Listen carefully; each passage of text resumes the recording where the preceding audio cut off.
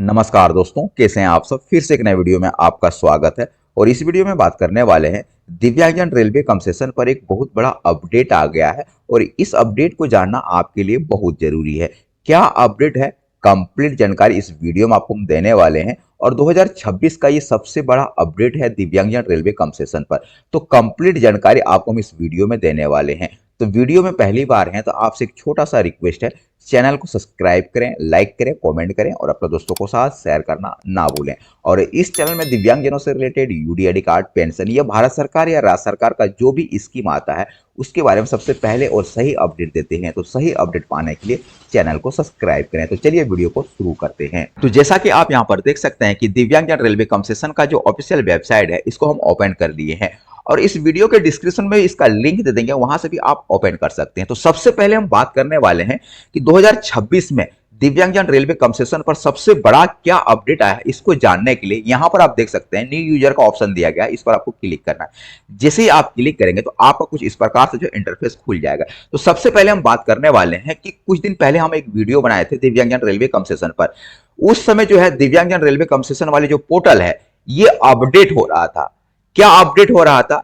जब हम लोग ई केवाईसी बेस्ड रजिस्ट्रेशन करते थे उस समय जो है ओटीपी यहां पर रॉन्ग बताया जा रहा था। अगर आप सही भी ओटीपी डालते थे तो यहां पर ओटीपी रॉन्ग बताया जा रहा था। क्यों रॉन्ग बताया जा रहा था? तो पोर्टल जो है अपडेट हो रहा था और अभी आपका पोर्टल जो है अपडेट हो गया है, कंप्लीट अपडेट हो गया है। अगर आप ई केवाईसी बेस्ड रजिस्ट्रेशन करना चाहते हैं तो अभी रजिस्ट्रेशन कर सकते हैं, आपका सक्सेसफुल रजिस्ट्रेशन हो जाएगा। अब हम बात करने वाले हैं कि ई केवाईसी बेस्ड रजिस्ट्रेशन करने से क्या फायदा होता है और without e KYC based registration करने से क्या फायदा होता है। तो सबसे पहले हम बात करने वाले हैं without e KYC based registration का। तो अगर आप without e KYC based registration करते हैं तो अगर आपके रजिस्ट्रेशन में किसी प्रकार का कोई गलती हो जाता है तो आप दोबारा से रजिस्ट्रेशन कर सकते हैं।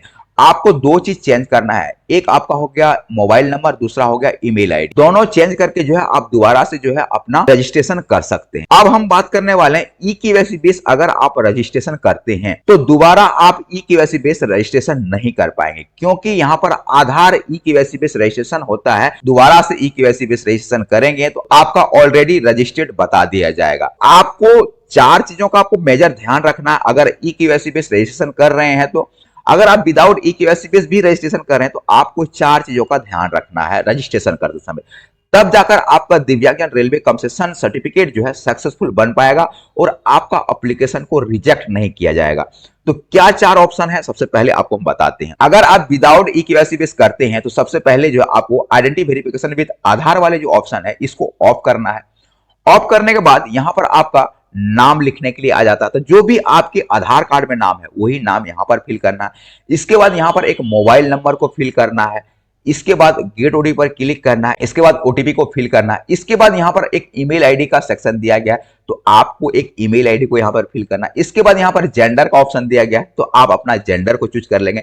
इसके बाद आपका इंपॉर्टेंट चीज जो है आपका है डिसेबिलिटी टाइप। यहां पर आपका जो डिसेबिलिटी है, आपको डिसेबिलिटी को जो है सही से चूज करना है, चाहे आप ई केवाईसी बेस रजिस्ट्रेशन कर रहे हैं या without e KYC base registration कर रहे हैं। यहां पर आपको डिसेबिलिटी को सही से चूज करना है, तब जाकर आपका जो एप्लीकेशन है ये रिजेक्ट नहीं होगा और आपका दिव्यांगजन रेलवे कंसेशन सर्टिफिकेट एक बार में ही बन जाएगा। तो यहां पर क्या सही से चूज करना है, तो आप जिस भी प्रकार से डिसेबिलिटी है आपका उसी प्रकार जो है आपको यहां पर डिसेबिलिटी को चूज करना है। जैसे कि यहां पर लिखा हुआ इंटेलेक्चुअल डिसेबिलिटी, तो अगर आप इंटेलेक्चुअल डिसेबिलिटी है आपका तो आप इंटेलेक्चुअल डिसेबिलिटी को ही चूज करेंगे। दूसरा है, अगर आपका हेयरिंग एंड स्पीच डिसेबिलिटी है तो आप हेयरिंग एंड स्पीच वाले जो डिसेबिलिटी है इसी को चूज करेंगे। अगर आप ब्लाइंड हैं तो आप ब्लाइंड पर ही क्लिक करेंगे। अगर आप लोकोमोटर डिसेबिलिटी हैं तो आप यहां पर ऑर्थोपेडिकली हैंडीकैप जो लिखा हुआ है इस पर आप क्लिक करके जो है रजिस्ट्रेशन करें। अगर यहां पर अगर गलत कर दिए तो आपका एप्लीकेशन बार बार रिजेक्ट किया जाएगा और आपका दिव्यांगजन रेलवे कंसेशन सर्टिफिकेट नहीं बनेगा। तो इस चीज को मेजर आपको ध्यान रखना है और बहुत इंपॉर्टेंट चीज है, आपको सही से डिसेबिलिटी को यहां पर मेंशन करना। ठीक है, यहां पर सही से डिसेबिलिटी को चूज कर लेना है। इसके बाद आई कंफर्म पर क्लिक कर लेना है। इसके बाद यहां पर साइन अप का बटन दिया गया है तो आपको साइन अप पर क्लिक कर देना है। जैसे ही आप साइन अप पर क्लिक करेंगे तो आपका जो है सक्सेसफुल रजिस्ट्रेशन हो जाएगा। होने के बाद आप अप्लाई वाले सेक्शन पर जाएंगे और आप वहां से मैनुअली टाइप करके जो है आपको सारा चीज फिल करना पड़ेगा। वही चीज आपका ई केवाईसी बेस में जो है आपका नहीं है। अगर आप यहां पर ई केवाईसी बेस रजिस्ट्रेशन करते हैं तो आपको मैनुअली से जो है कोई भी चीज टाइप करना नहीं पड़ेगा।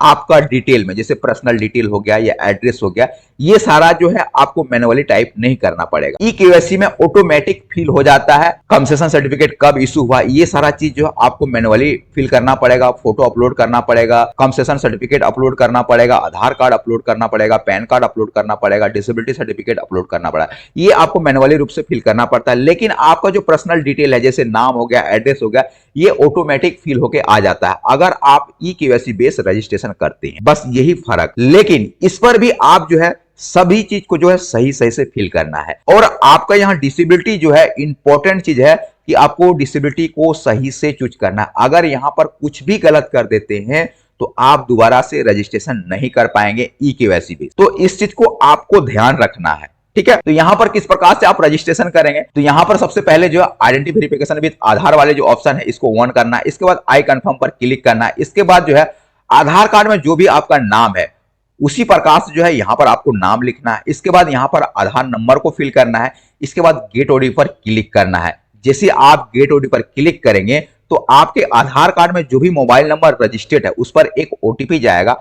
ओटीपी को यहां पर आपको फिल करना है। आपको ध्यान रखना है अगर आपके आधार कार्ड में मोबाइल नंबर रजिस्ट्रेशन नहीं है तो आप यहां पर ई केवाईसी बेस रजिस्ट्रेशन नहीं कर पाएंगे। तो आपका आधार कार्ड में मोबाइल नंबर रजिस्ट्रेट होना बहुत जरूरी है, तब जाकर आप सक्सेसफुल एक रजिस्ट्रेशन कर पाएंगे, ठीक है। इसके बाद यहां पर एक मोबाइल नंबर को फिल करना है जो कि आपका ही मोबाइल नंबर होना चाहिए, क्योंकि अप्लाई करते समय जो आपका ओटीपी आएगा तो अगर आपका मोबाइल नंबर है तो आप तुरंत ही अपना ओटीपी को फिल कर पाएंगे, ठीक है। इसके बाद गेट ओटीपी पर क्लिक करना है। इसके बाद आपके पास एक ओटीपी आएगा, ओटीपी को यहां पर फिल करना है। इसके बाद एक ईमेल आईडी को यहां पर फिल करना है। इसके बाद आपका आ जाता है यहां पर डिसेबिलिटी का सेक्शन। तो डिसेबिलिटी का सेक्शन में जो है आपको यहां पर डिसेबिलिटी को सही से चूज करना है। बिल्कुल ही आपको गलती नहीं करना है, आप ध्यान से इसको भरेंगे। अपना यूडीआईडी कार्ड को देखकर आप यहां पर फिल करेंगे। जो भी आपके यूडीआईडी कार्ड में डिसेबिलिटी दिया गया है उसी डिसेबिलिटी को देखकर यहां पर चूज करेंगे। जैसे कि यहां पर जैसे आप क्लिक करेंगे, क्लिक करने के बाद कुछ इस प्रकार से जो आपका डिसेबिलिटी का सेक्शन ओपन हो जाता है। ओपन होने के बाद जो है यहां पर जिस भी प्रकार से आप डिसेबिलिटी है आपका उसी प्रकार से आपको चूज करेंगे। आपके यूडीआईडी कार्ड में डिसेबिलिटी लिखा हुआ रहता है। जैसे अगर आप इंटेलेक्चुअल डिसेबिलिटी हैं तो आपको इंटेलेक्चुअल डिसेबिलिटी को चूज करना है। अगर आप हेयरिंग एंड स्पीच के हैं तो आप जो हेयरिंग एंड स्पीच वाले पर क्लिक करेंगे। अगर आप ब्लाइंड हैं तो ब्लाइंड पर क्लिक करेंगे। अगर आप लोकोमोटर डिसेबिलिटी हैं तो ऑर्थोपेडिकली हैंडीकैप जो है इस पर आप क्लिक करके जो है रजिस्ट्रेशन करेंगे, तब जाकर आपका सक्सेसफुल जो है दिव्यांगजन रेलवे कंसेशन सर्टिफिकेट बनेगा। अगर आप गलत कर देते हैं तो आपका जो एप्लीकेशन है बार बार रिजेक्ट कर दिया जाएगा और आपका दिव्यांगजन रेलवे कंसेशन सर्टिफिकेट नहीं बन पाएगा। तो इसको आपको ध्यान रखना है, ठीक है। तो जैसे आप यहां पर ऑर्थोपेडिकली हैंडीकैप पर क्लिक करते हैं तो आपको नीचे एक आई कंफर्म का ऑप्शन आ जाएगा। आपको आई कंफर्म पर क्लिक करना है। इसके बाद आपको साइन अप पर क्लिक करना है तो आपका सक्सेसफुल रजिस्ट्रेशन हो जाएगा।